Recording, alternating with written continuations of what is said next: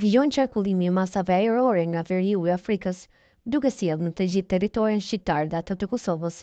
Mbi zotërinë të motit të kthjellët dhe temperaturave të larta gjatë gjithë paradites, ndërsa orët e pasdites dhe në vijim do të sjellin kalimin e vranësirave të lehta nëpër të gjithë zonën malore të Shqipërisë, me e theksuar në skajin verior dhe verlindor të vendit.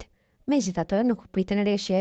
Temperaturat e ajrit do të arriten si në mëngjes dhe në mesditë, duke bërë që vlera minimale të regjistrohet në qytetin e Ersekës deri në 6 gradë Celsius, ndërsa maksimalja pritet në zonën jugore dhe qendrore, duke arritur një maksimum prej 30 gradësh.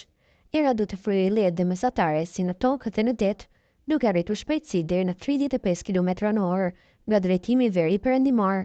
Kjo do të bëjë që në brigjet detare të krijohen dallgë dy ball.